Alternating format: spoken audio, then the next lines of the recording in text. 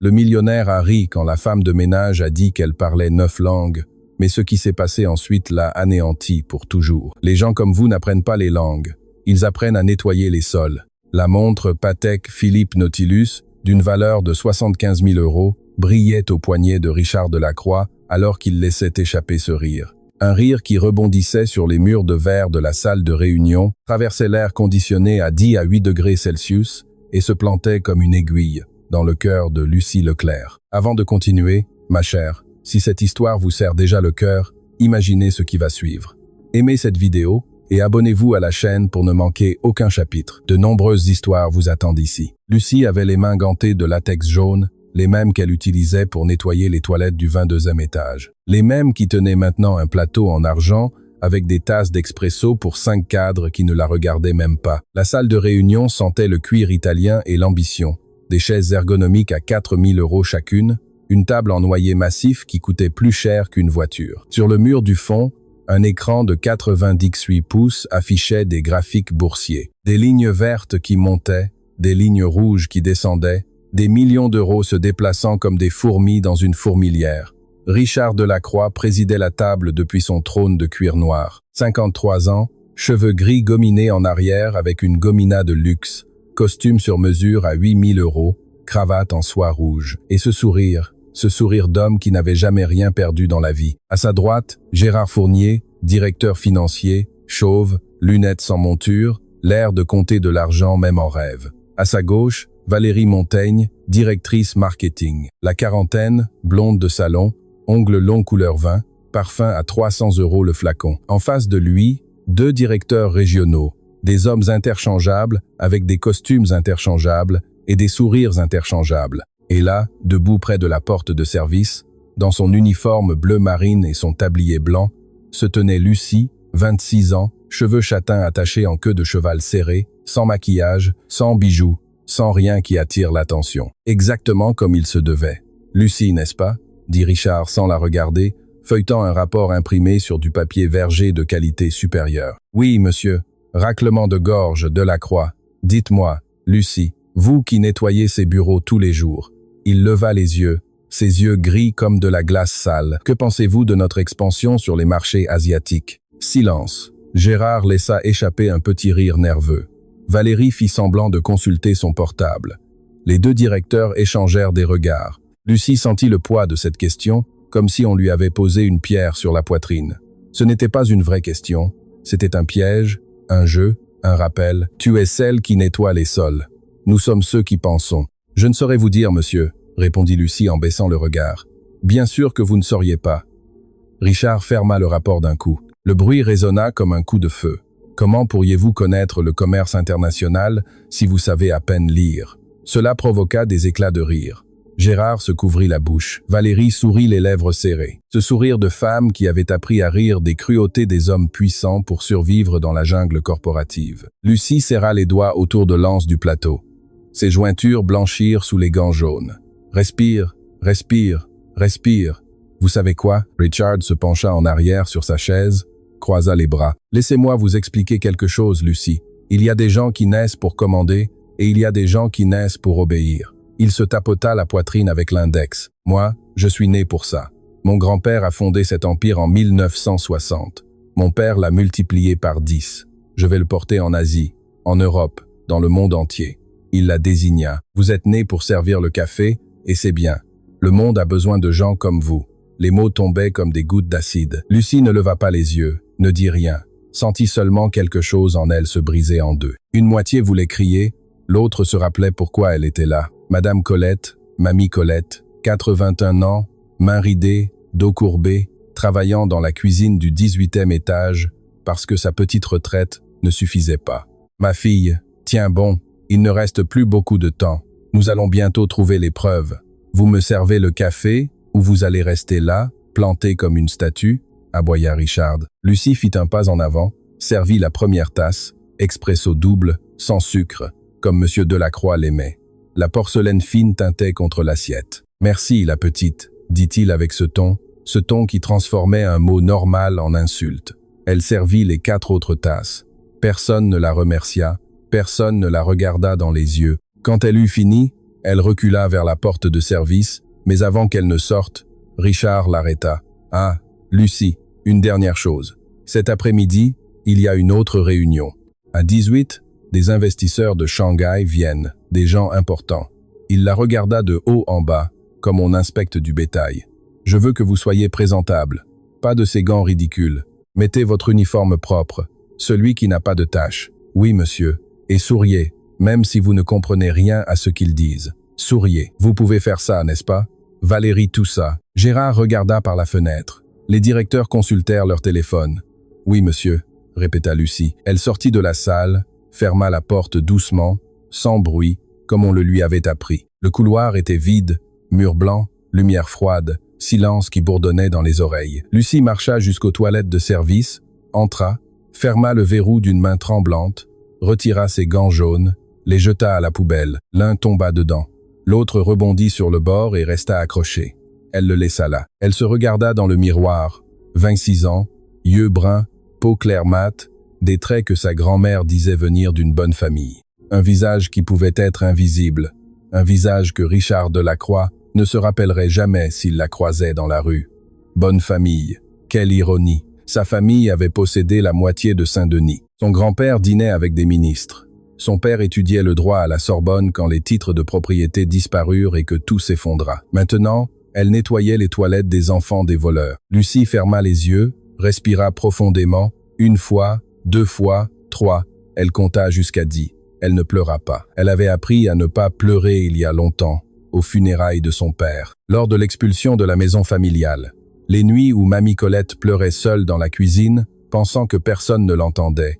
Elle ouvrit les yeux, se fixa. Le néon du plafond clignota, une mouche frappait le verre dépoli de la fenêtre. Dehors, dans le monde réel, la ville continuait de respirer. Voitures, klaxons, vendeurs ambulants, gens qui travaillaient, qui aimaient, qui trahissaient, qui mouraient. Et à l'intérieur, dans cette salle de bain aux carreaux blancs qui sentait le pain chimique, Lucie Leclerc prit une décision. Plus jamais, plus de silence, plus d'humiliations avalées avec le sourire d'une employée soumise.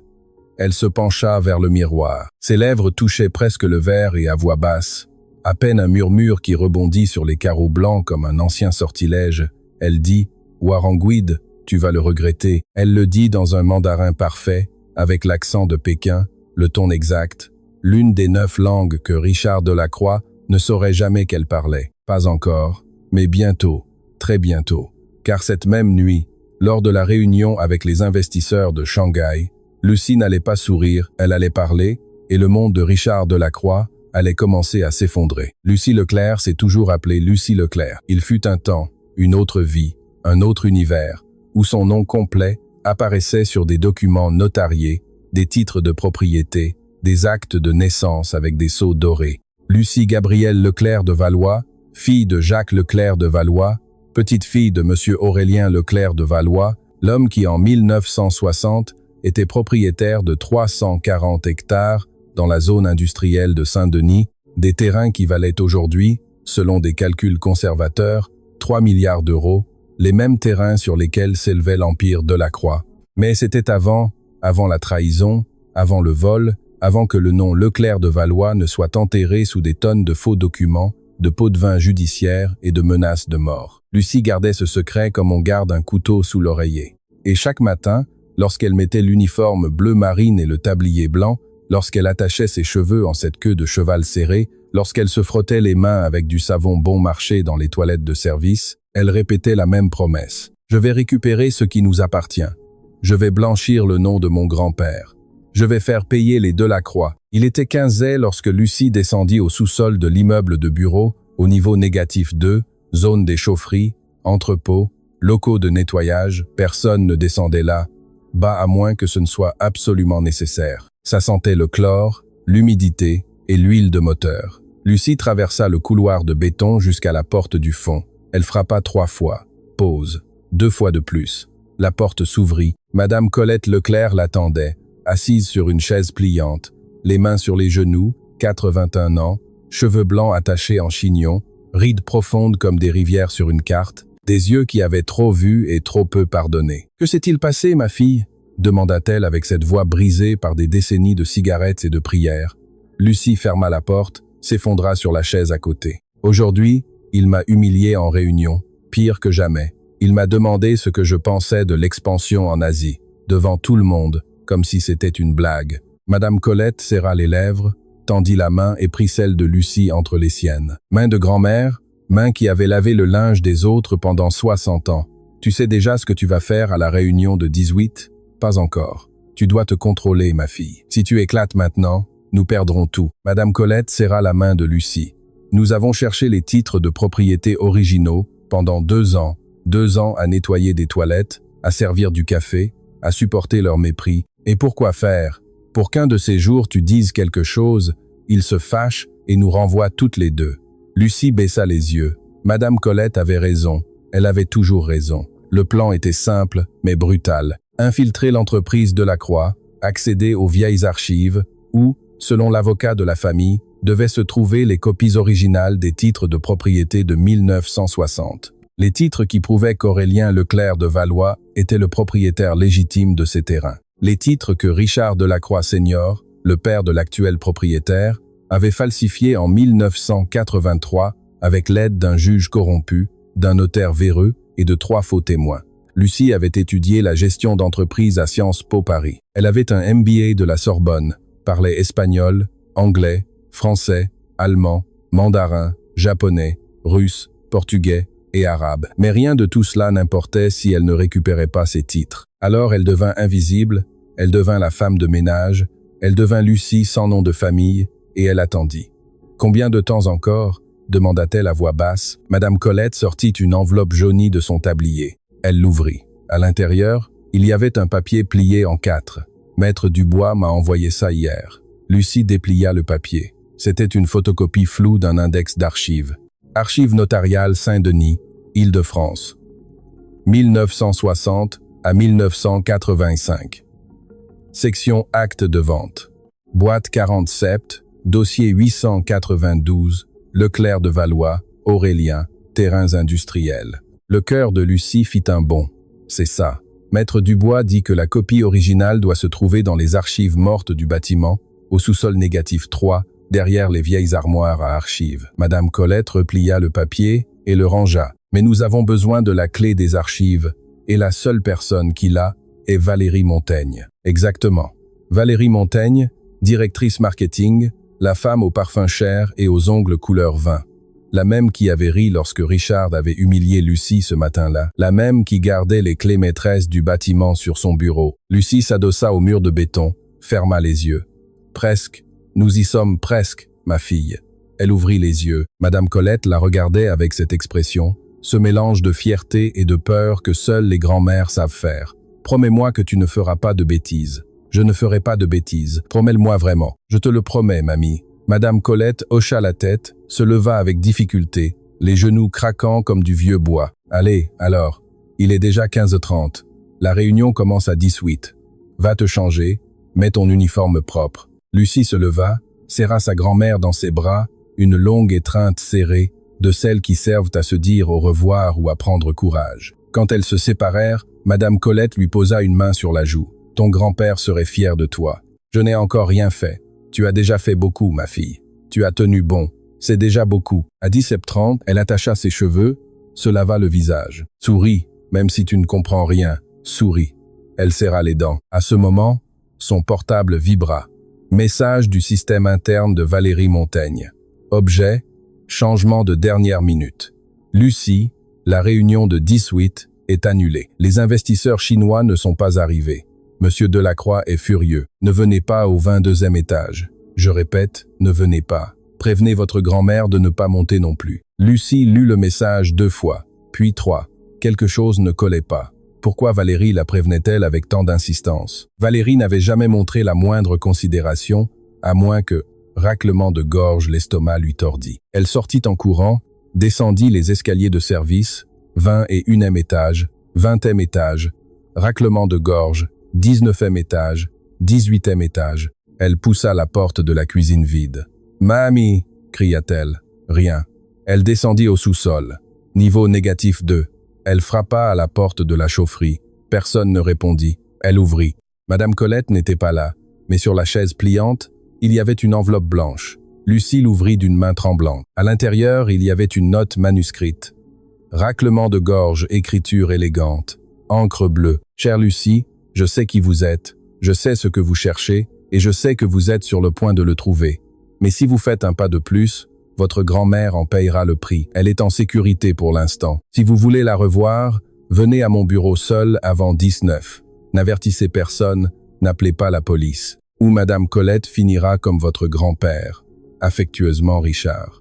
Lucie froissa la note dans son poing.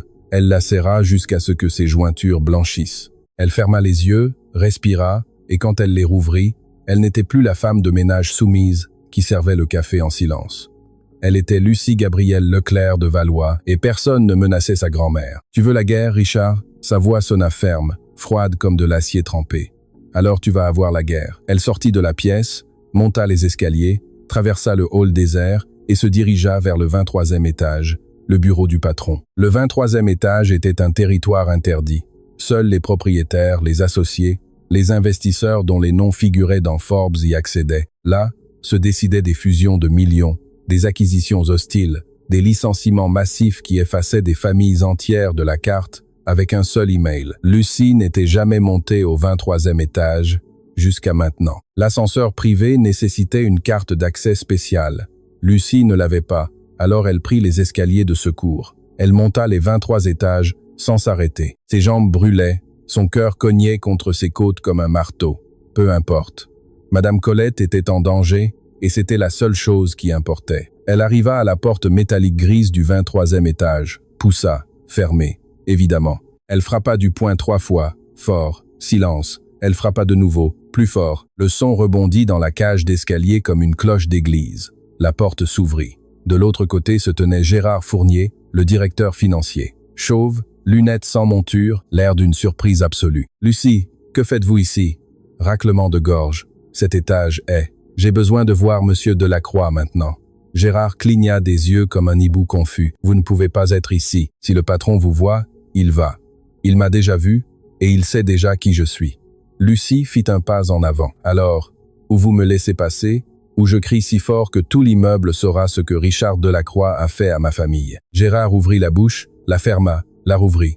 Lucie le poussa doucement, mais fermement. Elle entra. Le 23e étage ne ressemblait à aucun autre étage de l'immeuble. Moquette crème qui absorbait les pas, murs recouverts de boiseries sombres, lampes design qui ressemblaient à des sculptures, immenses baies vitrées avec vue sur tout Paris, la tour Eiffel brillant au loin, le ciel orangé du coucher de soleil, des millions de lumières commençant à s'allumer comme des lucioles. Et au fond du couloir, derrière des portes doubles en acajou avec des gingons de Richard, se trouvait le bureau de Richard Delacroix. Lucie marcha vers là. Gérard trottait derrière elle comme un chien nerveux. « Lucie, s'il vous plaît, ce n'est pas une bonne idée. Si vous entrez là sans permission, je n'ai plus besoin de permission. » Elle arriva aux portes doubles, saisit les poignées, poussa. Le bureau de Richard Delacroix avait la taille d'un appartement. Bureau en noyer massif, fauteuil de direction en cuir italien, étagère remplie de livres que personne ne lisait. Au mur, des diplômes encadrés, Harvard, London School of Economics, et au centre, debout près de la baie vitrée, se tenait Richard Delacroix. Il n'était pas seul. Assise sur le canapé en cuir noir, les mains sur les genoux, se trouvait Madame Colette. « Mamie !» Madame Colette leva les yeux. Ses yeux étaient rouges mais secs. « Je vais bien, ma fille, » dit-elle d'une voix ferme. « Il vous a fait quelque chose ?» Il ne m'a pas touché. Elle regarda Richard avec mépris. « Les lâches ne touchent pas, ils menacent seulement. » Richard laissa échapper un rire. « Ah, Madame Colette, quelle langue vous avez ?» Lucie fit un pas vers lui. Gérard ferma les portes derrière elle. « Laissez-la partir maintenant. » « Ou quoi ?» Richard croisa les bras. « Vous allez appeler la police? Vous allez crier? Vous allez faire un scandale ?» Il rit. « S'il vous plaît, faites-le. Plus vite je me débarrasse de vous, mieux ce sera. » Lucie respira profondément. Elle compta jusqu'à 3. « Comment avez-vous su? Comment avez-vous su quoi? Qui je suis? L'histoire des titres de propriété? Tout. » Richard marcha vers son bureau. Il se servit un whisky, n'en offrit à personne. Lucie Gabrielle Leclerc de Valois prononça-t-il chaque mot comme quelqu'un qui mâche du verre. « Vous avez vraiment cru que vous pouviez vous infiltrer sans que je m'en rende compte? J'ai des gens qui enquêtent même sur la personne qui nettoie les fenêtres. Pourquoi m'avez-vous laissé faire? Parce que je voulais voir jusqu'où vous iriez, et parce que ça m'amusait de vous voir nettoyer mes toilettes en sachant qui vous étiez. La petite fille du grand Aurélien Leclerc de Valois. Pause. L'homme à qui mon père a tout pris. Silence. Madame Colette ferma les yeux. Lucie serra les poings. Il ne l'a pas pris, il l'a volé. Appelez ça comme vous voulez. Au final, ces terres sont légalement miennes. J'ai des titres de propriété, des documents, des juges qui signent ce que je dis. Il sourit. Vous, qu'avez-vous? De vieux papiers? Le témoignage d'une vieille dame.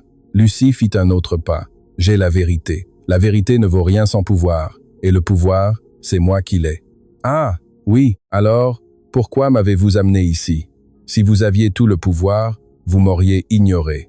Elle sourit sans humour. Mais vous ne m'avez pas amené. Vous avez enlevé ma grand-mère. Vous savez ce que ça me dit? Richard plissa les yeux. Quoi? Que vous avez peur? Richard posa lentement son verre sur le bureau, mais ses mains tremblaient.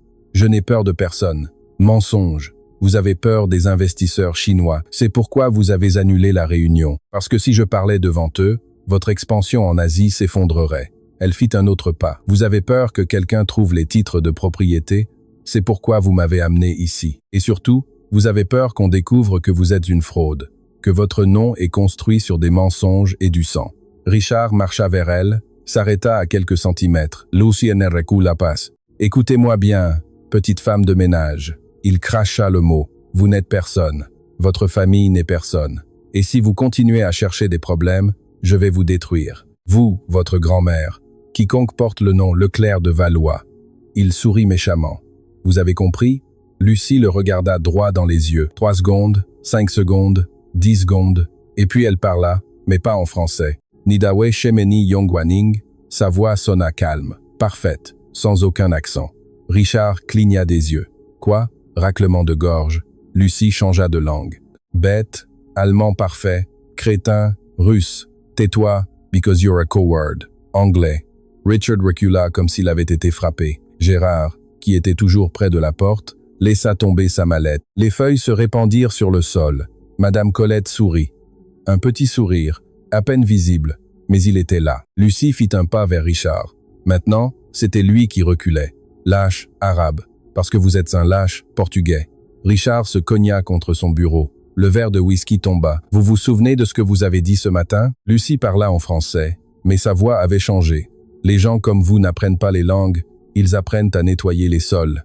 Elle s'approcha encore. Eh bien, regardez-moi bien, Richard. Cette jante comme moi parle 9 langues, a un MBA de la Sorbonne et a déjà trouvé les titres de propriété. La couleur lui quitta le visage. Mensonge. Vous voulez parier? Votre père a gardé des copies. Boîte 47, dossier 892. Elle sortit son portable. Il y a 3 heures, Maître Dubois les a récupérés avec un juge comme témoin, légalement documenté. Richard ouvrit la bouche, aucun son n'en sortit. Demain, ces titres de propriété seront au parquet et à midi, tous les journaux télévisés sauront que l'Empire de la Croix est construit sur un vol. Elle rangea son portable. Alors non, vous ne me détruirez pas. Je vous ai déjà détruit. Le silence était absolu. Dehors, la ville brillait. À l'intérieur, le monde de Richard s'effondrait.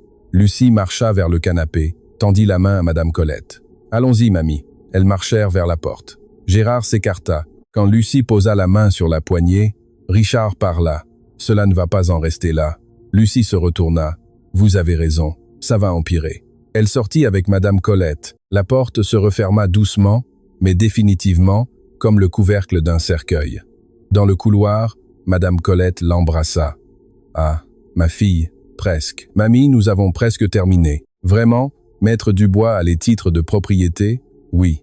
Et demain, toute la France saura la vérité. » Elles marchèrent vers l'ascenseur. Les portes s'ouvrirent, mais avant d'entrer, Lucie se retourna. Derrière la vitre, elle vit une silhouette, un homme grand en costume gris, quelqu'un qui observait depuis l'ombre, quelqu'un qui souriait maintenant.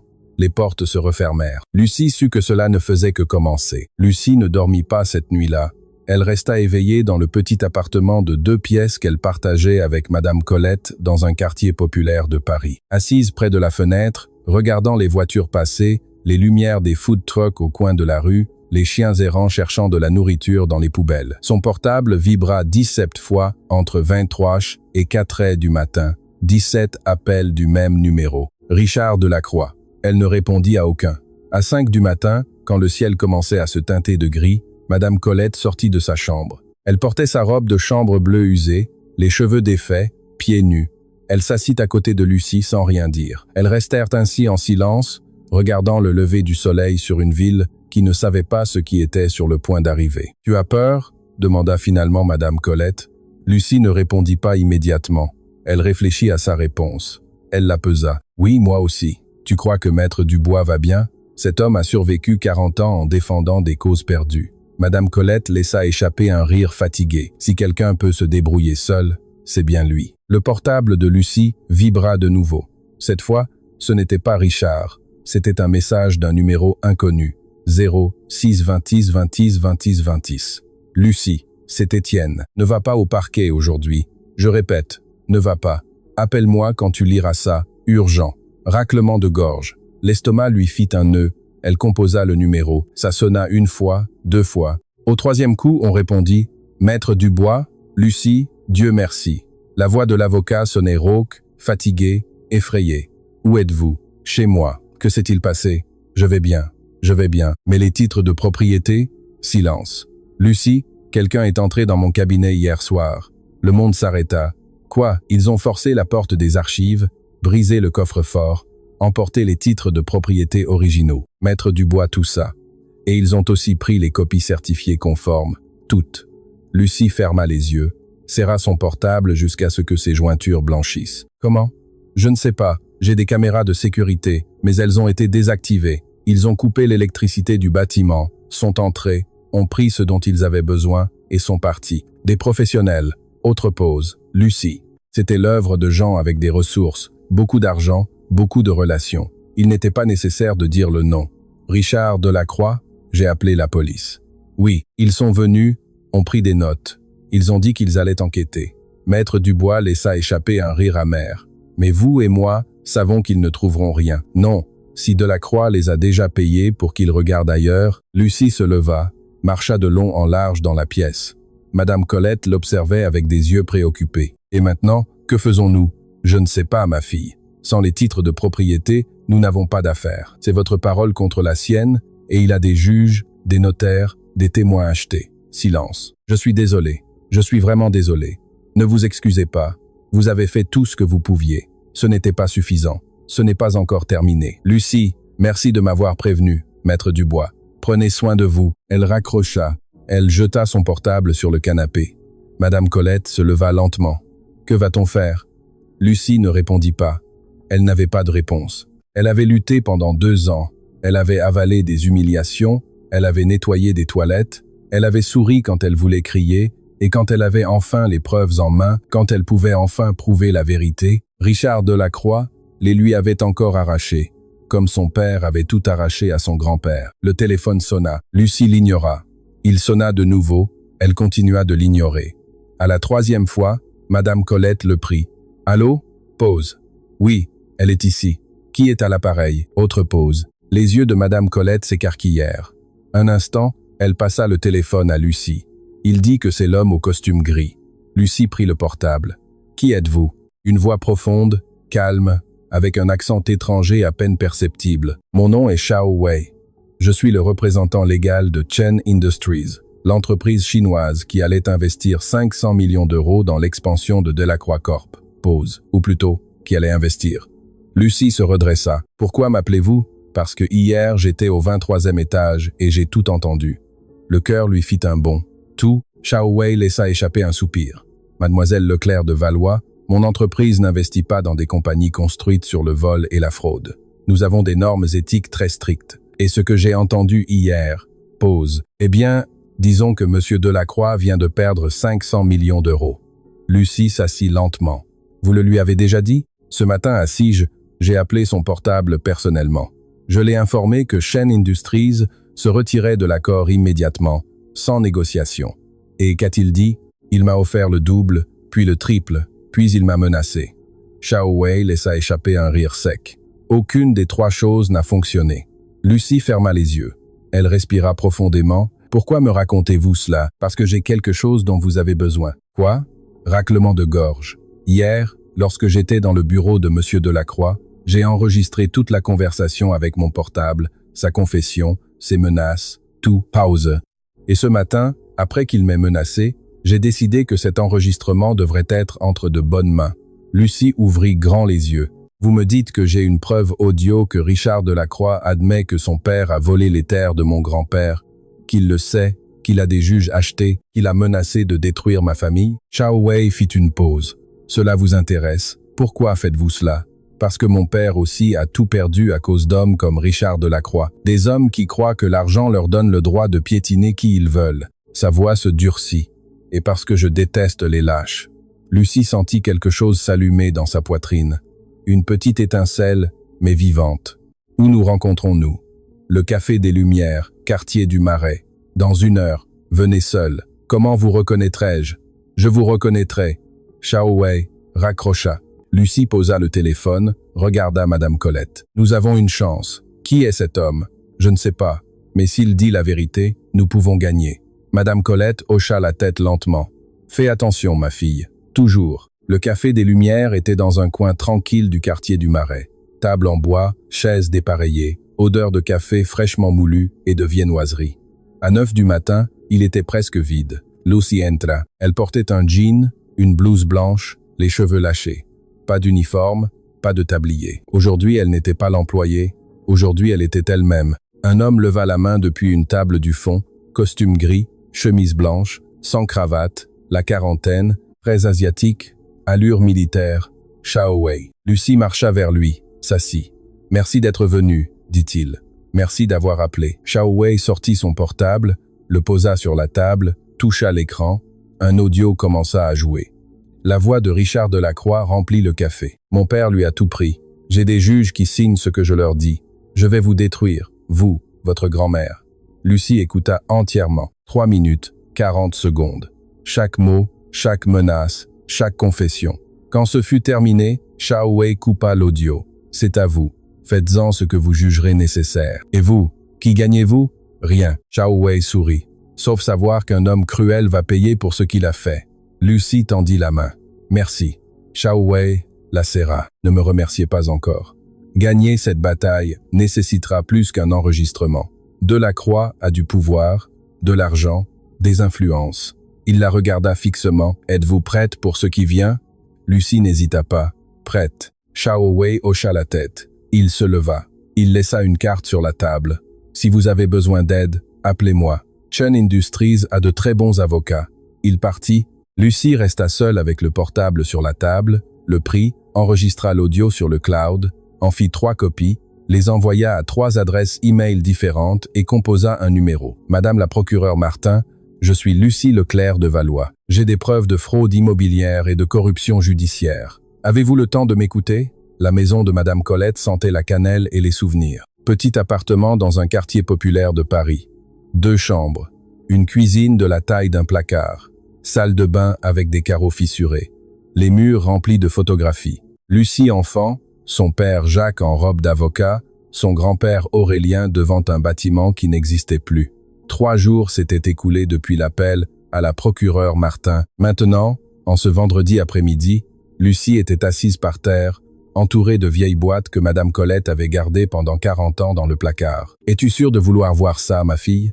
Lucie hocha la tête. « J'ai besoin de savoir exactement ce qu'ils nous ont fait. » Madame Colette sortit une boîte en carton jauni, attachée avec une ficelle, et la posa sur la table. « C'est tout ce qui reste. » Lucie détacha la ficelle. À l'intérieur, il y avait des photographies sépia, des lettres manuscrites, des reçus, des documents notariés et, au fond, enveloppée dans du papier de soie, une montre de poche en argent. Lucie prit la montre. Elle était arrêtée. Les aiguilles marquaient 3/17. C'était celle de ton grand-père. Elle s'est arrêtée le jour de sa mort. Lucie ferma les yeux, serra la montre contre sa poitrine. « Raconte-moi tout. » Madame Colette s'assit, respira profondément. Ton grand-père Aurélien était un homme bon, trop bon. En 1960, il a acheté ses terres à Saint-Denis, 340 hectares. Il les a payées avec 20 ans de travail comme ingénieur. Chaque sou était de la sueur pure. Lucie sortit une photographie, son grand-père, jeune, souriant, devant une pancarte, propriété d'Aurélien Leclerc de Valois. Il voulait construire des maisons dignes pour des familles de travailleurs. Rien de luxueux, juste digne. Il disait que tout le monde méritait un toit. Madame Colette sourit tristement. En 1975, Richard Delacroix, Le père est arrivé. Il a vu ses terres et a su qu'elles valaient des millions. Il lui a offert une misère. Ton grand-père a dit non. Lucie prit une lettre. Delacroix, associé. 200 000 francs pour la totalité de vos terres. Si vous n'acceptez pas, je prendrai des mesures légales. 200 000 francs alors qu'elles en valaient 5 millions. Madame Colette serra les lèvres. Ton grand-père a ri, lui a dit d'aller au diable et c'est là que tout a commencé. Elle sortit une autre lettre de la boîte. Celle-ci n'avait pas d'en-tête, seulement une écriture manuscrite, tremblante. Celle-ci, ton grand-père l'a écrite 3 semaines avant de mourir. Il ne l'a jamais envoyée, mais il l'a gardée. Je crois qu'il savait ce qui allait arriver. Lucie déplia le papier. Il était jauni, fragile, comme une peau d'oignon, et elle commença à lire. Paris, le 8 septembre 1983. Acquis de droit, mon nom est Aurélien Leclerc de Valois. J'ai 64 ans, je suis ingénieur civil de profession et père de famille par vocation. J'écris cette lettre parce que j'ai peur, pas peur pour moi. À mon âge, la mort n'effraie plus. Peur pour mon fils Jacques, peur pour mon épouse Colette, peur pour les petits-enfants que je ne connaîtrai peu, être jamais. Il y a 8 ans, un homme nommé Richard Delacroix a tenté de m'acheter les terres qui m'ont coûté 20 ans de travail honnête. Je lui ai dit non. Depuis, ma vie est devenue un enfer. D'abord sont venues les menaces, des appels au milieu de la nuit, des lettres anonymes, des hommes me suivant dans la rue. Puis sont venus les accidents, incendie dans mon bureau, vol dans ma maison, mon épouse attaquée par des voleurs qui n'ont rien emporté. Mais le pire est venu après. Il y a 3 mois, le juge Honoré Legrand, un homme que je considérais comme mon ami, m'a convoqué à son bureau. Il m'a montré des documents qui disaient que mes titres de propriété étaient faux, que les terres n'avaient jamais été à moi, que tout était une fraude, des mensonges, des maudits mensonges, mais le juge avait des témoins, il avait des preuves, il avait tout ce que l'argent de Richard Delacroix pouvait acheter. Il m'a donné 2 options, signer les terres au nom de Delacroix pour une somme ridicule ou aller en prison pour fraude. J'ai signé. Que Dieu me pardonne, mais j'ai signé parce que j'avais peur, parce que mon épouse était malade, parce que mon fils avait 18 ans et toute une vie devant lui. J'ai signé, raclement de gorge. Et depuis ce jour, une partie de moi est morte. Je ne sais pas combien de temps il me reste. Le médecin dit que mon cœur est faible, que je dois éviter le stress.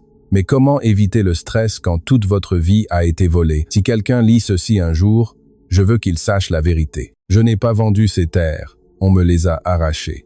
Richard Delacroix n'est pas un homme d'affaires prospère.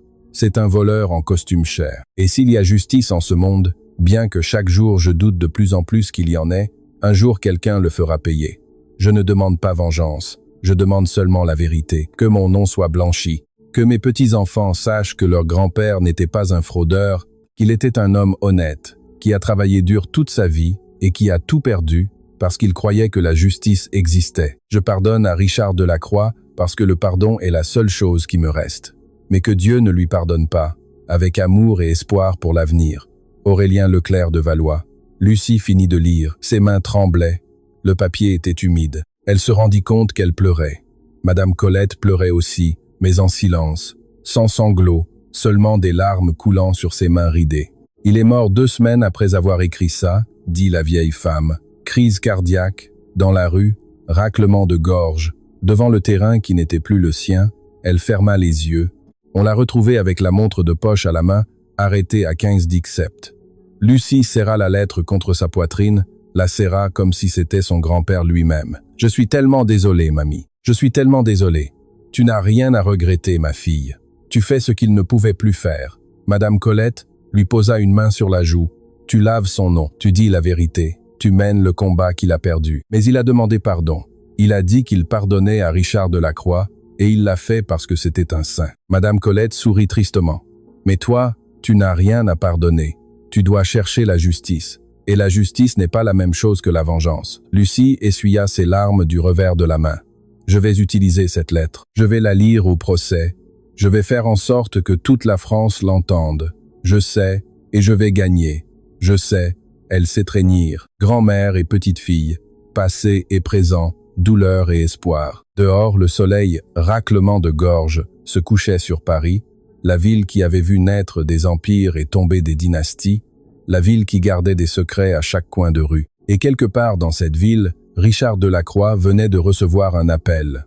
Un appel qui l'informait que Lucie Leclerc de Valois avait formellement présenté la lettre de son grand-père comme preuve au dossier, une lettre qui le détruisait depuis la tombe.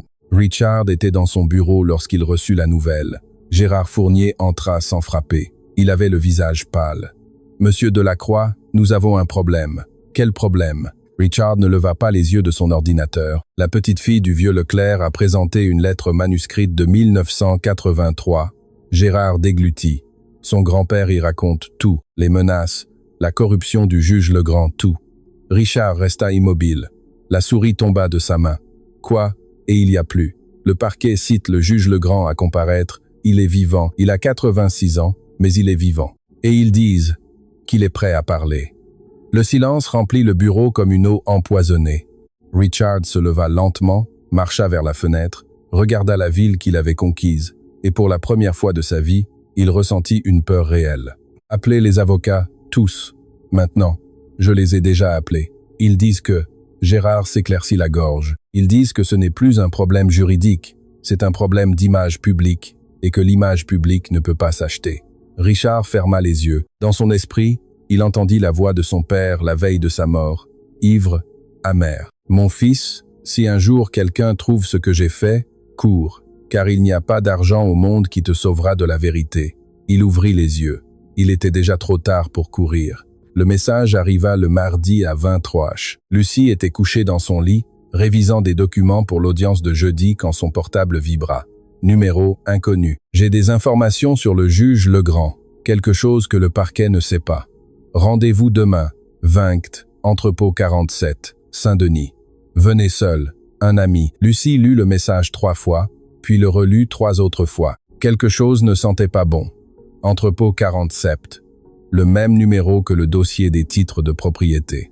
Ce n'était pas une coïncidence. Venez seul. Les mots qui précédaient toujours un piège. Un ami. Personne qui soit vraiment un ami ne s'identifierait ainsi. Lucie s'assit sur le lit, regarda son portable, réfléchit. Richard Delacroix était désespéré. La lettre de son grand-père était parue dans 3 journaux. Le parquet avait ouvert une enquête formelle. Le juge Legrand avait accepté de témoigner. Les murs se refermaient et un homme désespéré était dangereux. Lucie composa un numéro. « Madame la procureure Martin, Lucie, il est tard. Que se passe-t-il? Je viens de recevoir un message suspect. Je crois que c'est raclement de gorge, un piège. » Elle lut le message complet. Silence de l'autre côté. Puis la voix de la procureure.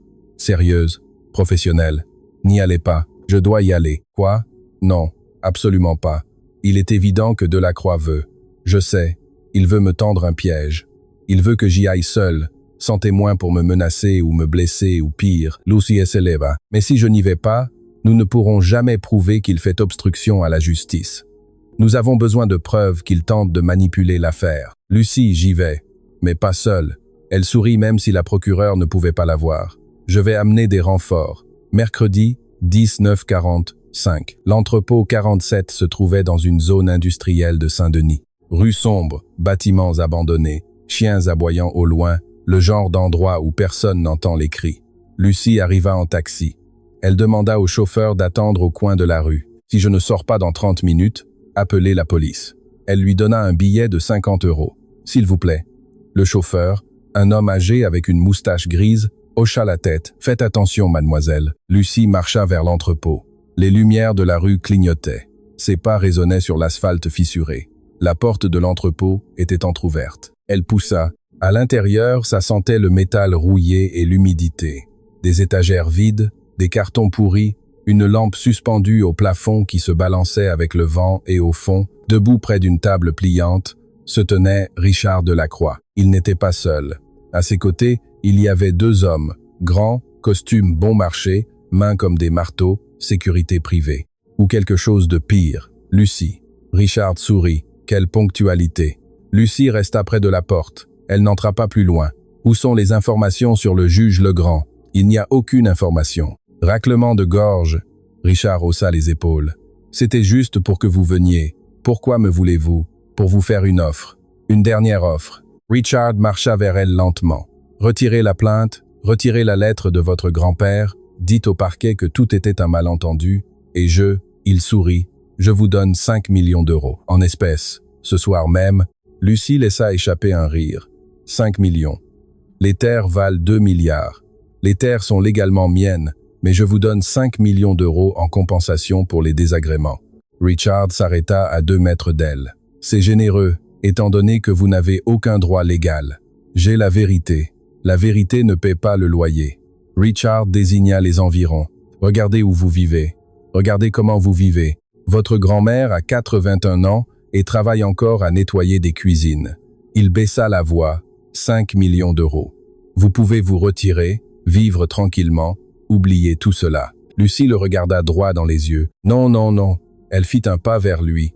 Je ne vendrai pas la dignité de mon grand-père pour 5 millions, ni pour 50, ni pour 500. Un autre pas, parce qu'il y a des choses qui ne sont pas à vendre. Richard, et l'une de ces choses est la vérité.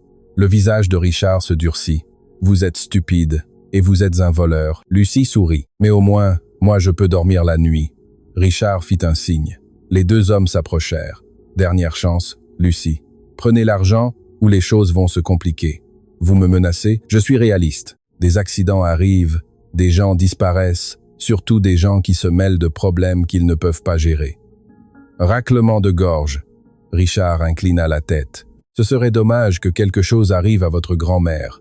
À son âge, une poussée dans les escaliers. Lucie sentit la rage s'allumer comme un feu dans sa poitrine, mais elle n'explosa pas, ne cria pas, ne bougea pas, elle parla juste calmement, avec raclement de gorge de la glace dans la voix. Vous savez ce qui est le plus triste dans tout ça, Richard? Quoi? Que vous croyez vraiment que vous allez gagner, que l'argent et les menaces vont vous sauver? Elle sourit. Mais vous avez déjà perdu. Ah oui, comment? Lucie sortit son portable de sa poche. Parce que cette conversation est enregistrée et diffusée en direct. Elle leva son portable pour que Richard voie l'écran. La procureure Martin écoute tout et aussi 2 voitures de police qui sont dehors à attendre mon signal. La couleur lui quitta le visage à Richard. Mensonge, vous voulez parier? Lucie toucha l'écran. Madame la procureure, vous m'entendez? La voix de la procureure Martin sortit du haut-parleur. Je vous entends parfaitement, Lucie, et j'ai tout enregistré, y compris la menace contre Madame Colette. Les 2 agents de sécurité reculèrent. Richard resta immobile comme une statue de sel. Ceci ne compte pas, ce n'est pas recevable au tribunal. Vous avez raison, un enregistrement sans consentement n'est pas recevable. Lucie rangea son portable, mais c'est suffisant pour que le parquet demande votre arrestation préventive pour obstruction à la justice et menace. Et pour que tous les médias sachent que Richard Delacroix a convoqué un témoin dans un entrepôt abandonné pour la menacer. Richard ouvrit la bouche, la referma. Lucie marcha vers la porte, s'arrêta, se retourna. Mon grand-père vous a pardonné, mais moi non. Alors préparez-vous, Richard, parce que ça ne fait que commencer. Elle sortit de l'entrepôt. Dehors, 2 voitures de police attendaient, gyrophares allumés. La procureure Martin descendit de l'une d'elles. Vous allez bien? Je suis parfaite. Lucie sourit. Ils ont tout. Chaque mot. La procureure regarda vers l'entrepôt. Je vais demander un mandat d'arrêt cette nuit même. Et les 2 complices tomberont aussi. Lucie hocha la tête. Elle respira profondément. L'air nocturne avait le goût de la victoire. Le taxi attendait toujours au coin de la rue. Le chauffeur la salua de la main. Lucie monta. « Où, mademoiselle ?»« À la maison. » Elle ferma les yeux. À la maison. Le lendemain matin, les titres des journaux disaient « L'homme d'affaires Richard Delacroix, arrêté pour menaces et obstruction à la justice. » L'héritière Leclerc de Valois dénonce le vol historique de terres de millions. Juge à la retraite confirme des pots de vin dans l'affaire de 1983. Lucie lut les nouvelles sur son portable en déjeunant des viennoiseries avec Madame Colette. « Tu as réussi, ma fille » dit la vieille femme, les larmes aux yeux. « Pas encore. Le procès manque. » Lucie prit la main de sa grand-mère. « Mais nous y sommes presque. Ton grand-père serait fier. » Je sais. Dehors, la ville s'éveillait. Des millions de personnes allant travailler, étudier, vivre leur vie. Et quelque part dans cette ville, dans une cellule froide, Richard Delacroix regardait le plafond et comprit pour la première fois de sa vie ce que c'était que de perdre. La 8e chambre civile du tribunal judiciaire de Paris était bondée. Il n'était pas normal qu'une audience préliminaire attire autant de monde. Mais ce n'était pas un cas normal. Leclerc de Valois contre Delacroix Corp. Fraude immobilière, corruption judiciaire, spoliation de terres. Les journalistes occupaient les 3 premières rangées, caméras, microphones, carnets, tous attendant le moment de pouvoir courir publier la nouvelle. Derrière eux, des citoyens ordinaires, des gens qui avaient lu les titres, des gens qui voulaient voir de leurs propres yeux la chute d'un empire. Et devant, derrière une vieille table en bois, se tenait Lucie Leclerc de Valois. Elle portait un tailleur pantalon noir, rien de luxueux, rien de voyant, juste digne, cheveux attachés en chignon bas, sans maquillage excessif, sans bijoux. Elle n'avait besoin de rien de tout cela. La vérité n'a pas besoin d'ornement. À ses côtés, Maître Étienne Dubois, l'avocat de 84 ans qui avait attendu 40 ans ce moment, costume gris impeccable, cravate bleu marine, mains qui tremblaient légèrement, mais yeux qui brûlaient d'un feu pur. De l'autre côté de la salle, derrière une autre table, se tenait Richard Delacroix. Il ne portait plus de costume à 8 000 €. Maintenant, il portait un costume standard que son avocat défenseur lui avait donné, gris, anodin, l'uniforme des déchus. Il avait des cernes, une barbe de 2 jours, les mains menottées devant lui, à ses côtés 3 avocats défenseurs, chers, agressifs, désespérés. La juge Martine Fournier entra dans la salle. 62 ans, cheveux courts et gris, lunettes de lecture suspendues à une chaîne, robe noire qui traînait en marchant. Debout, ordonna le greffier. Tous se levèrent. La juge s'assit. Elle frappa le marteau une fois. Vous pouvez vous asseoir. Elle regarda les 2 tables. Nous sommes ici pour l'audience préliminaire de l'affaire Leclerc de Valois contre Delacroix Corporation. Elle examina ses papiers. La partie demanderesse a demandé à présenter un document comme preuve principale. Est-ce exact? Maître Dubois se leva. C'est exact, votre honneur. Une lettre manuscrite de M. Aurélien Leclerc de Valois, datée du 8 septembre 1983, 2 semaines avant sa mort. La défense a des objections. L'un des avocats de Richard se leva. Jeune, la trentaine, costume cher, sourire de requin. Oui, votre honneur, nous objectons l'authenticité du document. Il n'y a aucun moyen de vérifier que cette lettre a réellement été écrite par M. Leclerc de Valois. Cela pourrait être une falsification. Nous avons l'analyse graphologique, répondit calmement Maître Dubois, et 3 témoins qui reconnaissent l'écriture de M. Leclerc de Valois. Malgré tout, votre honneur, une lettre écrite sous stress émotionnel ne peut être considérée comme un témoignage fiable, c'est clairement insuffisant. La juge leva la main. Je vais permettre la présentation de la lettre. Ensuite, je déciderai si elle est recevable comme preuve. Elle regarda Maître Dubois. Procédez. Maître Dubois hocha la tête, il sortit la lettre de sa mallette, la tint des 2 mains comme on tient quelque chose de sacré. Avec votre permission, votre honneur, j'aimerais lire la lettre en entier à haute voix. Allez-y. Raclement de gorge.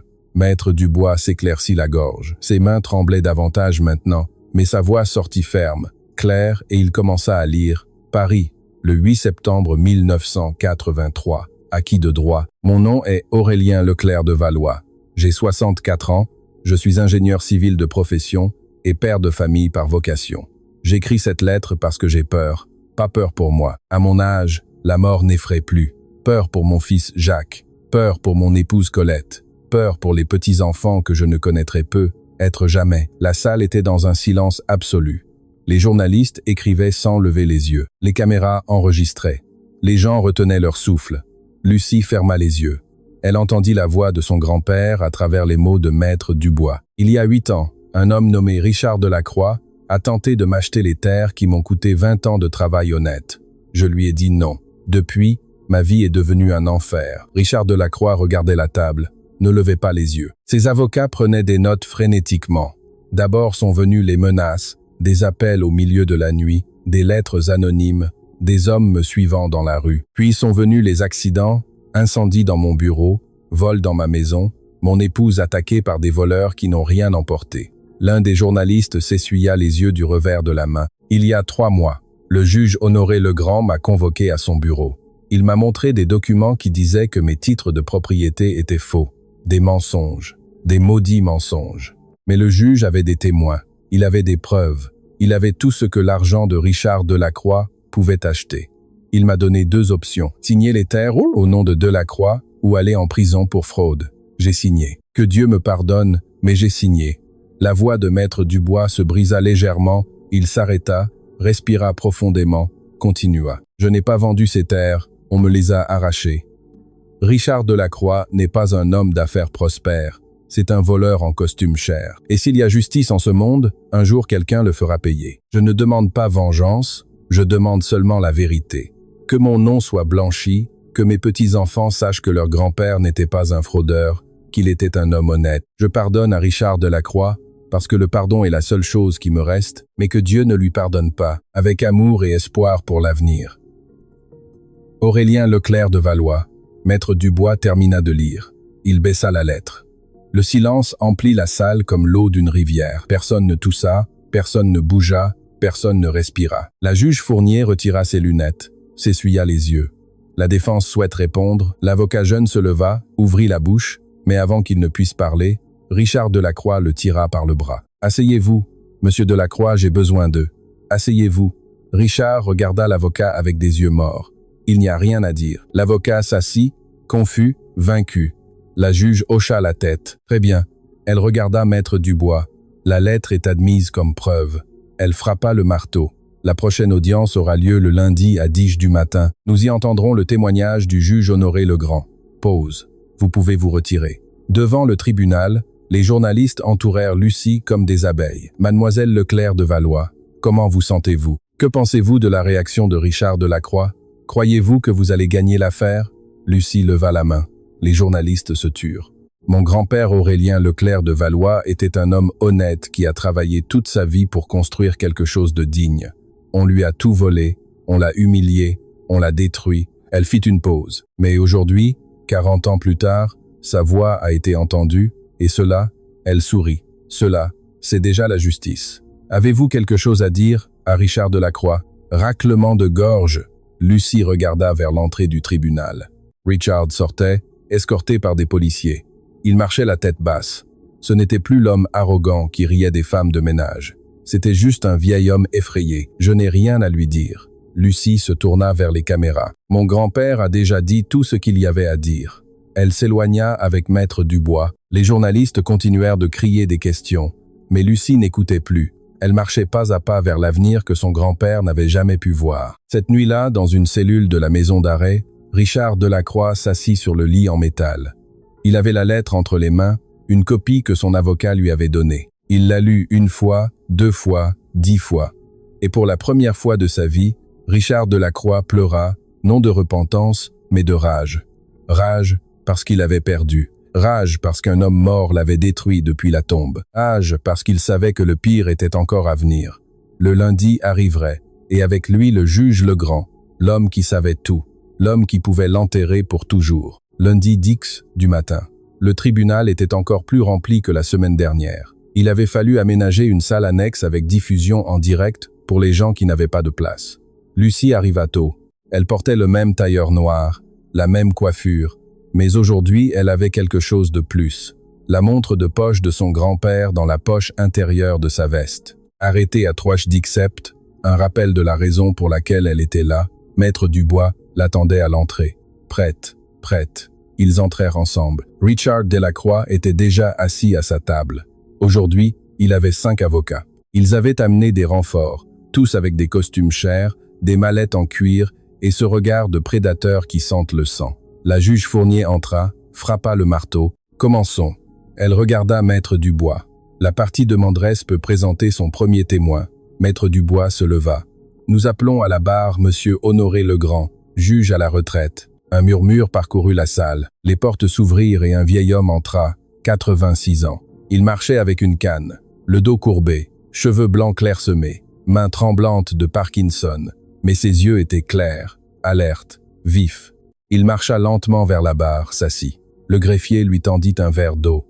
La juge Fournier se pencha vers lui. « Monsieur Legrand, comprenez-vous que vous êtes sous serment ?»« Oui, votre honneur, et que tout ce que vous dites peut être utilisé contre vous. Je le comprends. » Le vieux juge regarda vers Richard Delacroix. « Et je suis prêt à accepter les conséquences. » Maître Dubois s'approcha de la barre. « Monsieur Legrand, vous avez été juge civil à Saint-Denis de 1970 à 1995. Est-ce exact? Correct. Correct. Vous souvenez-vous de l'affaire Aurélien Leclerc de Valois en 1983? Je m'en souviens parfaitement. Pouvez-vous nous dire ce qui s'est passé? » Le vieux juge ferma les yeux, respira profondément et parla. En juin 1983, Richard Delacroix, le père de l'accusé, est venu à mon bureau. Il m'a offert 500 000 francs si je déclarais que les titres de propriété de monsieur Leclerc de Valois étaient faux. Il ouvrit les yeux. Je lui ai dit « non ». Et que s'est-il passé? Le lendemain, 2 hommes m'ont rendu visite. Ils m'ont dit qu'ils savaient où ma fille étudiait. Ils m'ont montré des photographies d'elle sortant de l'université. Sa voix se brisa. Ils m'ont dit que les accidents arrivent, que ce serait dommage que quelque chose lui arrive. Lucie sentit un frisson. Et alors, j'ai accepté. Le juge Legrand regarda ses mains. J'ai convoqué Aurélien Leclerc de Valois à mon bureau. Je lui ai montré des documents falsifiés que Delacroix avait préparés. Je lui ai dit que ses titres de propriété n'étaient pas valides, que s'il ne signait pas les terres au nom de Delacroix, il irait en prison. Une larme tomba sur ses mains ridées. Aurélien m'a regardé dans les yeux et m'a dit « Juge Legrand, vous savez que c'est mal. » Et moi, je lui ai dit de signer parce que j'étais un lâche. Le silence était comme du plomb. « Avez-vous reçu l'argent? » « Oui, 500 000 francs. Je les ai utilisés pour envoyer ma fille étudier à l'étranger, là où Delacroix ne pourrait pas la toucher. » Il leva les yeux vers la juge Fournier. J'ai vécu avec cette culpabilité pendant 40 ans. Et quand j'ai lu dans le journal cette affaire, j'ai su que je devais faire quelque chose, même si c'est tard, même si cela ne sert plus à rien. Maître Dubois hocha la tête. Ce n'est pas trop tard, monsieur Legrand. Vous êtes arrivé exactement quand il fallait. Il se tourna vers la juge. Il n'y a plus de questions. L'un des avocats de Richard se leva comme un ressort. Votre honneur, ce témoignage est clairement le produit d'une mémoire défectueuse. Monsieur Legrand a 86 ans. Il pourrait être confus. Il pourrait ne pas l'être. Je ne suis pas confus. Le vieux juge frappa sa canne sur le sol. Je suis vieux. Je suis malade. Mais je ne suis pas fou et je ne mourrai pas sans dire la vérité. La juge leva la main. Le témoignage est accepté. Elle regarda l'avocat de la défense. Souhaitez-vous interroger le témoin? L'avocat regarda Richard. Richard secoua la tête. Non, votre honneur. Le juge Legrand descendit de la barre. Il marcha lentement vers la sortie, mais avant de partir, il s'arrêta devant Lucie. Ton grand-père était un homme bon.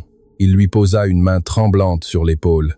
Et tu es digne de lui. Lucie ne put parler. Elle hocha seulement la tête. Le juge sortit. Maître Dubois appela le deuxième témoin. Ismaël Lefebvre, ancien employé de Delacroix Corporation. Un homme de 50 ans monta à la barre, nerveux, transpirant. Monsieur Lefebvre, vous avez travaillé comme chauffeur personnel de Richard Delacroix Senior de 1980 à 1990. Est-ce exact? Oui. Que pouvez-vous nous dire sur l'affaire Leclerc de Valois? L'homme déglutit. Moi, j'ai conduit Monsieur Delacroix plusieurs fois à la maison d'Aurélien Leclerc. Parfois la nuit, j'ai entendu des menaces, j'ai entendu des cris. Il regarda vers Richard Jr. Une fois, j'ai entendu Monsieur Delacroix dire à son fils que c'est ainsi qu'on faisait des affaires en France, que les gens comme Leclerc sont faibles et qu'il faut les écraser avant qu'ils ne se relèvent. Richard Jr. ferma les yeux. Pourquoi n'avez-vous pas parlé avant? Parce que j'avais peur, parce que j'avais besoin de ce travail, parce que, il baissa la voix, parce qu'on m'a payé pour me taire. 50 000 francs quand j'ai démissionné, à condition que je ne parle jamais. Et pourquoi parlez-vous maintenant? Parce que j'ai un cancer. Il désigna sa poitrine. Les médecins me donnent 6 mois et je ne veux pas mourir en sachant que j'ai gardé le silence pendant qu'un homme innocent perdait tout. Un autre silence, plus lourd que le précédent. Maître Dubois présenta 3 autres témoins. Chacun racontait une pièce du puzzle. Menaces, pots de vin, documents falsifiés, témoins achetés. Richard Delacroix s'enfonçait de plus en plus dans sa chaise. Ses avocats pouvaient à peine se défendre. Ils objectaient, protestaient, mais c'était comme essayer d'arrêter une avalanche avec les mains. À Kingsey, la juge Fournier appela à une pause de 15 minutes. Lucie sortit dans le couloir. Elle avait besoin d'air. Madame Colette l'attendait dehors. Elle était venue écouter le témoignage du juge Legrand. « Comment te sens-tu, ma fille ?»« Fatiguée, mais bien. »« Raclement de gorge, ton grand-père serait fier. » Lucie sourit, sortit la montre de poche, la regarda. 3h17. L'heure où tout s'était arrêté pour Aurélien Leclerc de Valois, mais aussi l'heure où tout recommençait pour sa famille. « Nous allons gagner, mamie. » « Je sais. » Elles retournèrent dans la salle, mais quand Lucie entra, elle vit quelque chose d'étrange. Richard Delacroix n'était pas à sa table. Ses avocats parlaient à voix basse nerveusement. La juge Fournier entra, frappa le marteau. « Où est l'accusé ?» L'un des avocats se leva. « Votre honneur, Monsieur Delacroix a demandé un moment en privé. Il est aux toilettes. Vous avez 2 minutes ou je continue sans lui. » 1 minute passa, 2 minutes, 3. La juge fronça les sourcils. « Greffier, allez le chercher. » Le greffier sortit. Il revint 30 secondes plus tard, le visage pâle. « Votre honneur, Monsieur Delacroix n'est pas aux toilettes. Comment ça? Il n'est pas là. Nous avons trouvé la fenêtre ouverte. Le greffier déglutit. Nous pensons qu'il s'est enfui. Un murmure explosa dans la salle. La juge frappa le marteau 3 fois. Ordre, ordre. Elle regarda le greffier. Appelez la sécurité. Émettez un mandat d'arrêt immédiat. Personne ne sort de cet immeuble tant qu'il n'est pas retrouvé. Une alarme se déclencha. Des policiers coururent dans les couloirs, mais Lucie savait la vérité. Richard Delacroix s'était enfui comme le lâche qu'il avait toujours été. On le retrouva 2 heures plus tard, tentant d'embarquer sur un vol privé pour le Brésil, à l'aéroport de Paris-Le Bourget. On l'arrêta devant les caméras, menotté, le traînant en arrière. Et quand il arriva au tribunal, la juge Fournier le regarda avec un mépris absolu. « Monsieur Delacroix, tentative d'évasion aggrave votre situation. » Elle frappa le marteau. « Vous êtes déclaré coupable de désertion. La sentence sera prononcée mercredi à 10h du matin. » Elle regarda les policiers. « Emmenez-le. » Richard fut traîné hors de la salle. Il ne criait plus, ne protestait plus, il regardait seulement le sol. Vaincu, détruit, fini. Mercredi 10h du matin. Le tribunal était en silence. Ce n'était pas le silence nerveux d'avant. C'était un silence d'attente, d'anticipation, comme quand le ciel s'assombrit avant la tempête. Lucie était assise à sa place habituelle, tailleur noir, cheveux attachés, la montre de poche de son grand-père dans la poche intérieure, à ses côtés, Madame Colette. Pour la première fois, la vieille femme était entrée dans la salle. Elle voulait voir de ses propres yeux la chute de l'empire qui avait détruit son mari. Maître Dubois révisait ses papiers pour la dernière fois, mais ce n'était pas nécessaire. Ils avaient déjà gagné. Maintenant, il ne restait plus qu'à entendre les mots officiels. De l'autre côté de la salle, Richard Delacroix était assis entre 4 policiers. Il n'avait plus d'avocat à ses côtés. 3 des 5 avaient démissionné après la tentative d'évasion. Les 2 autres n'étaient simplement pas venus. Richard portait le même costume gris que d'habitude, mais maintenant, il était trop grand pour lui. Il avait perdu du poids, le visage émacié, des cernes profonds, une barbe négligée. Il ne ressemblait plus à un magnat, il ressemblait à ce qu'il avait toujours été, un homme ordinaire qui avait vécu du vol d'un autre. La juge Fournier entra. Tous se levèrent, s'assirent, frappa le marteau. Une fois le son retentit comme une cloche. « Vous pouvez vous asseoir. » Le silence revint. La juge mit ses lunettes de lecture, prit un document de plusieurs pages, le tint des 2 mains. Dans l'affaire Leclerc de Valois contre Delacroix Corporation, après avoir examiné toutes les preuves présentées, écouté les témoignages et analysé les documents historiques, elle fit une pause. Ce tribunal arrive aux conclusions suivantes. Lucie sentit la main de Madame Colette serrer la sienne. Premièrement, il est démontré, sans l'ombre d'un doute, que les terres situées à Saint-Denis, Île-de-France, ont été acquises légitimement par M. Aurélien Leclerc de Valois en 1960. Les titres de propriété originaux présentés sont authentiques et valides. Richard ferma les yeux. Deuxièmement, il est démontré que Richard Delacroix Senior a utilisé des menaces, des pots de vin judiciaires et des documents falsifiés pour obliger M. Leclerc de Valois à signer ses terres à son nom en 1983. Cet acte constitue une spoliation aggravée, une fraude immobilière et un acte de corruption d'un fonctionnaire public. Un murmure parcourut la salle.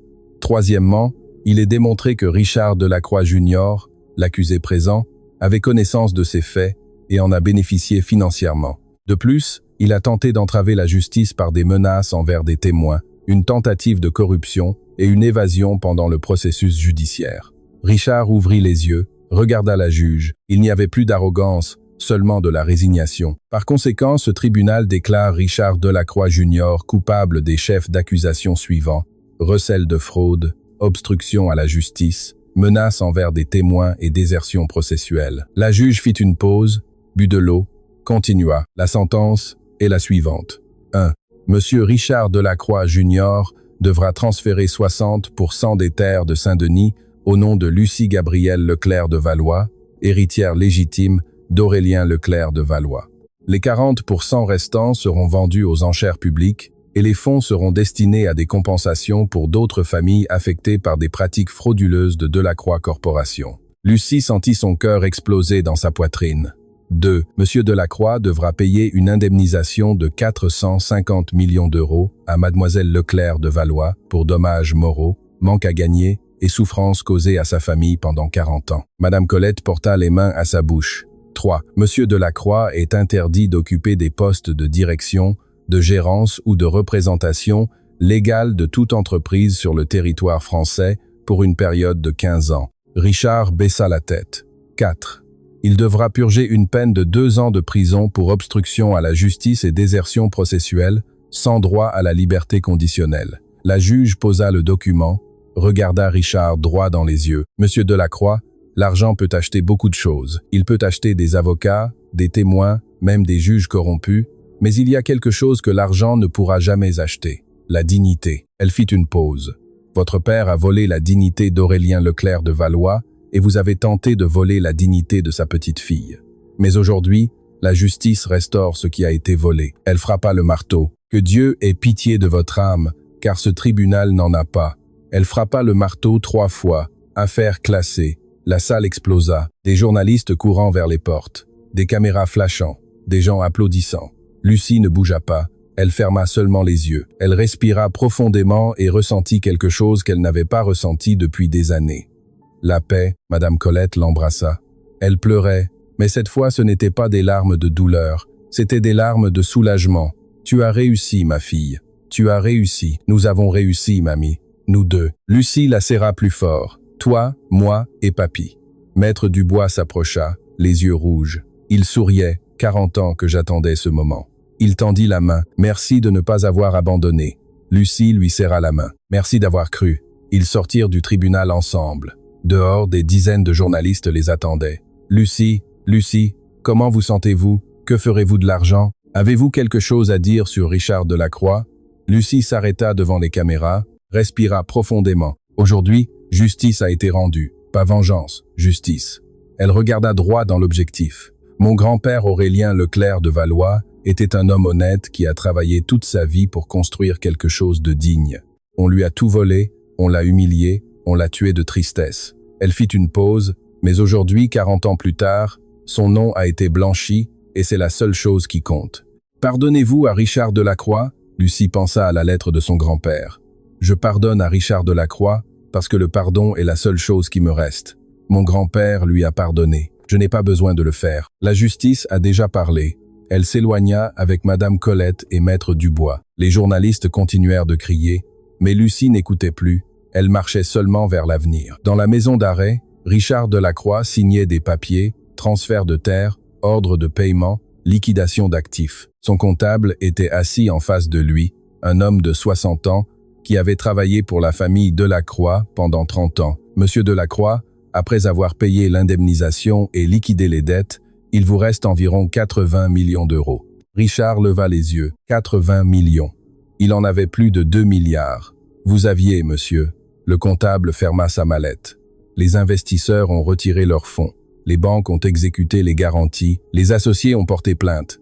Il se leva. 80 millions. C'est ce qu'il reste. Et avec ça, vous devez vivre les 2 prochaines années en prison et les 13 années suivantes sans pouvoir travailler. Richard serra les poings. Ce n'est pas fini. Je vais faire appel. Je vais. Vous ne ferez rien. Le comptable le regarda avec quelque chose qui ressemblait à de la pitié. Monsieur Delacroix, vous avez perdu. Acceptez-le. Il sortit de la pièce. Richard resta seul. Il regarda les murs gris de la prison. Il entendit les cris des autres détenus au loin et pour la première fois de sa vie, il comprit ce que son père n'avait jamais voulu lui dire, que tout ce qu'ils avaient construit était édifié sur du sable et que lorsque la marée monte, le sable disparaît et avec lui tout le reste. 3 mois plus tard, l'appartement du quartier des Amandiers ne sentait plus l'humidité et les souvenirs tristes.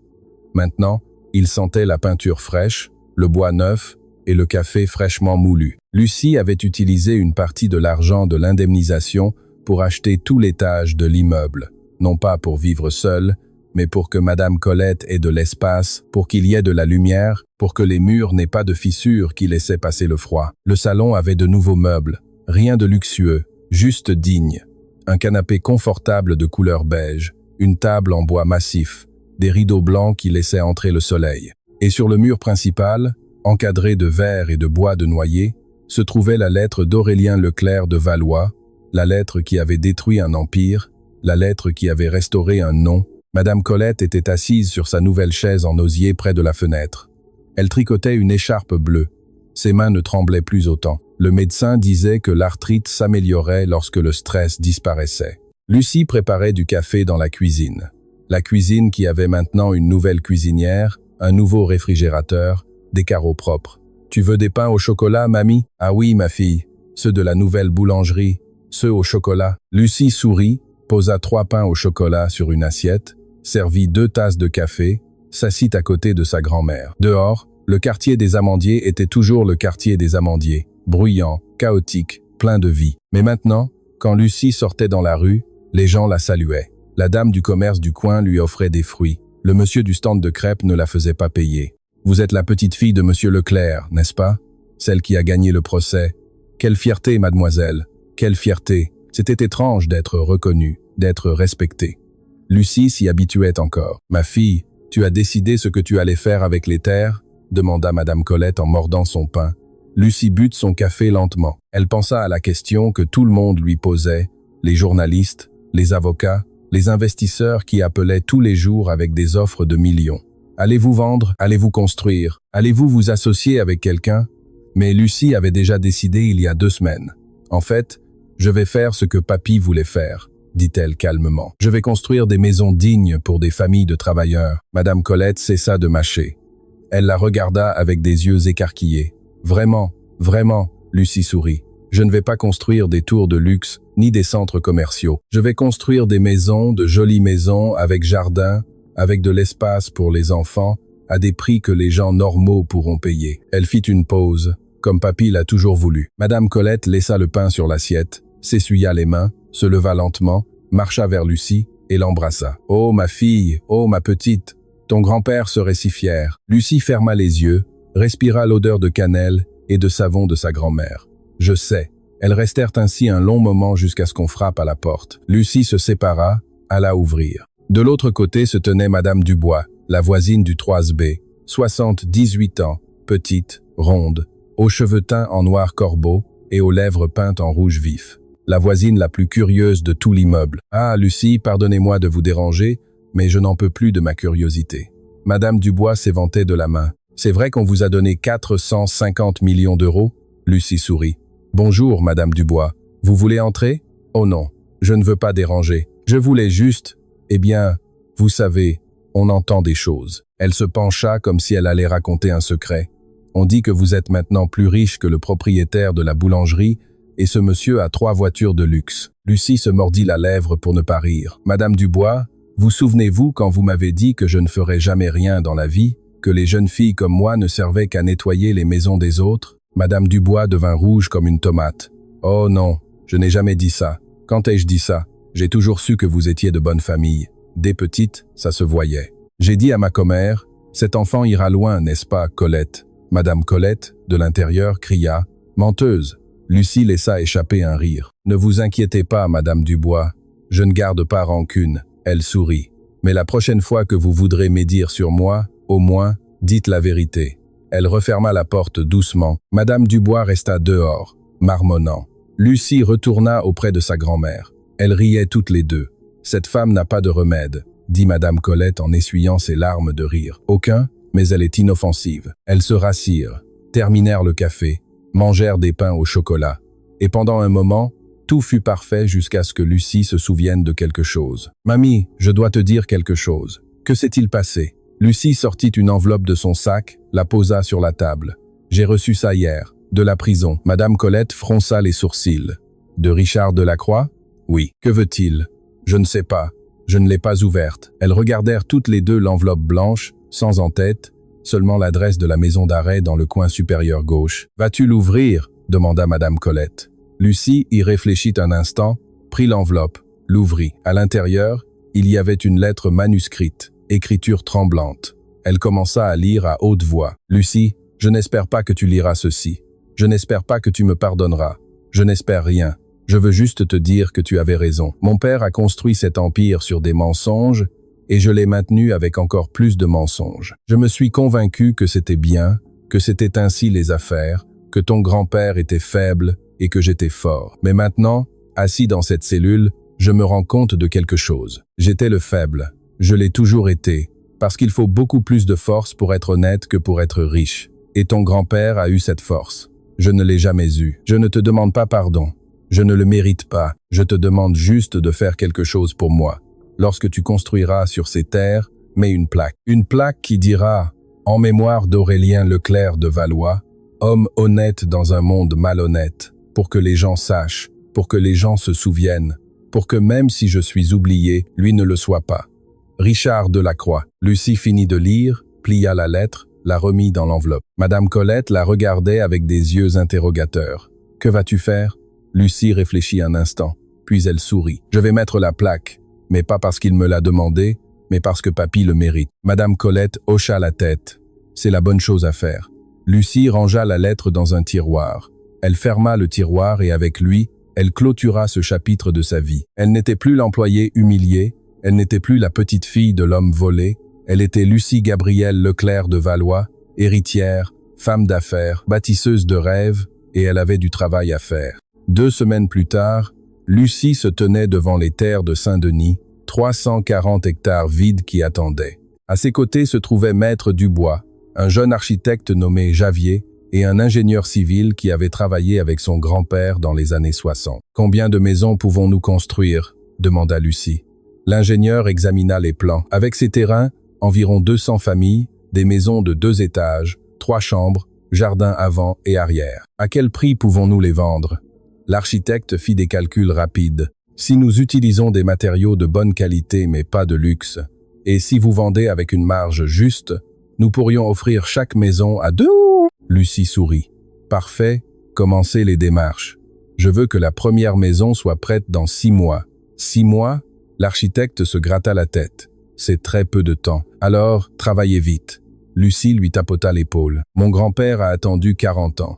Je ne ferai pas attendre les familles un jour de plus que nécessaire. » Les hommes hochèrent la tête et, raclement de gorge, se mirent au travail. 6 mois plus tard, la première maison était prête. Ce n'était pas un palais. Il n'y avait ni marbre ni or, mais elle avait de grandes fenêtres qui laissaient entrer le soleil. Elle avait des murs solides, un jardin où les enfants pouvaient jouer, et elle avait quelque chose de plus important.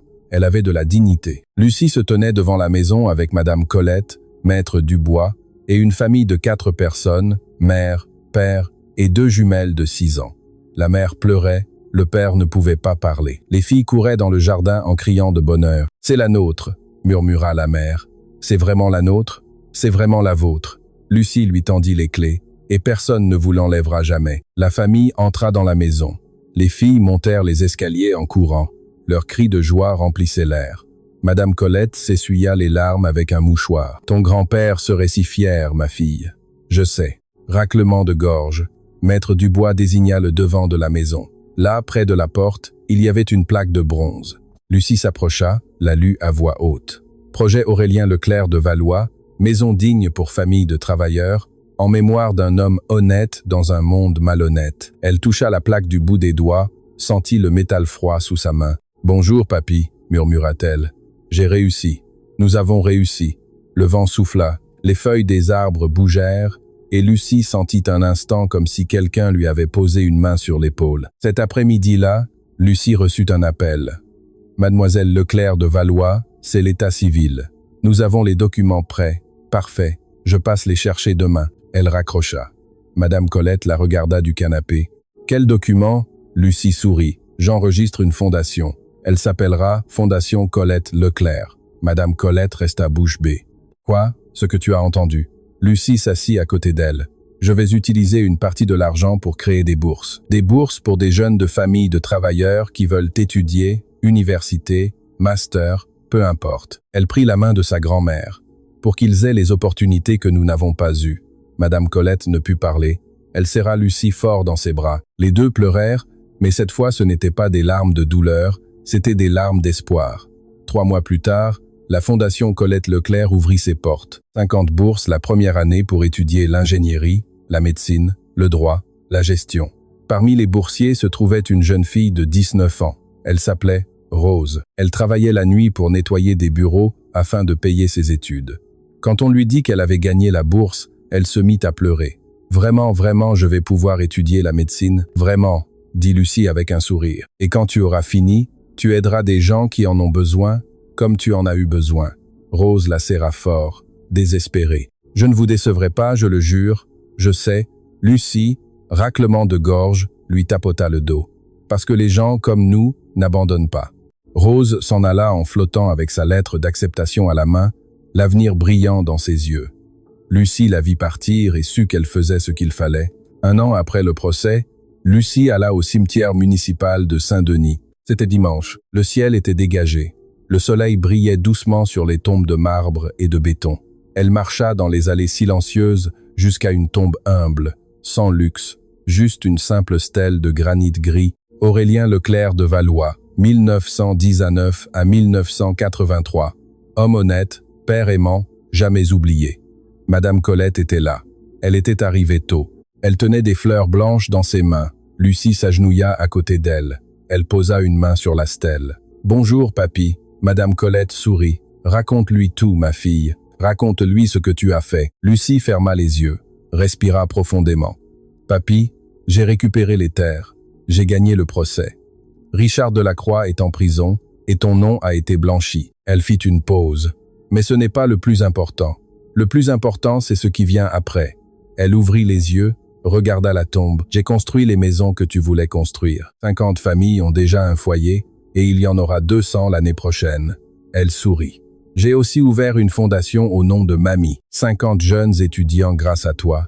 Parce que sans ton sacrifice, sans ton honnêteté, rien de tout cela ne serait possible. » Madame Colette posa les fleurs sur la tombe. Et le plus important, Aurélien, la vieille femme toucha la stèle avec tendresse. « Ta petite fille est heureuse. Elle est libre et porte ton nom avec fierté. » Lucie sentit un nœud dans la gorge. « Merci, papy, de m'avoir appris que l'honnêteté vaut plus que l'argent, que la dignité ne se vend pas, et que même si nous perdons tout, tant que nous avons la vérité de notre côté, nous pouvons toujours nous relever. » Elles restèrent en silence. Le vent souffla à travers les arbres du cimetière. Les fleurs blanches bougèrent doucement, et pendant un instant, Lucie sentit quelque chose. Une présence chaleureuse, protectrice, comme si son grand-père était là, debout à côté d'elle, souriant. « Repose en paix, papy, » murmura-t-elle. « Ton travail est fait. Maintenant, c'est mon tour. » Elles se levèrent. Madame Colette et Lucie marchèrent ensemble vers la sortie du cimetière. Le soleil brillait sur Paris.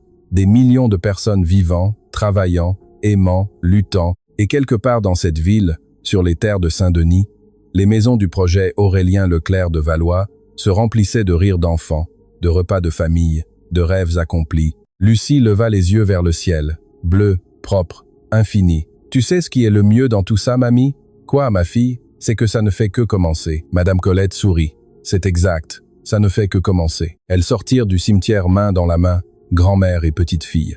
Passé et futur, douleur et espoir. Et tandis qu'elles marchaient dans les rues du quartier des Amandiers, de retour chez elles, le soleil se couchait sur la ville, orange, doré, magnifique, comme toutes les fins qui sont en réalité de nouveaux commencements. Et ainsi, ma chère, l'histoire qui a commencé par des larmes s'est terminée par l'espoir. Parce que la justice, quand elle arrive, arrive pour rester. Parce que la dignité ne s'achète ni ne se vend. Et parce qu'en fin de compte, la seule chose qui importe n'est pas combien d'argent vous avez, mais à quel point vous pouvez dormir sereinement la nuit. Que Dieu bénisse ceux qui luttent pour la vérité, et que vous n'oubliez jamais que le bien triomphe toujours, toujours, même s'il faut 40 ans. Fin. Merci de nous avoir accompagnés dans cette histoire, ma chère. Si vous l'avez aimée, partagez-la avec quelqu'un qui a besoin de croire que la justice existe. Et rappelez-vous, il n'est jamais trop tard pour faire ce qu'il faut. Rendez-vous à la prochaine histoire.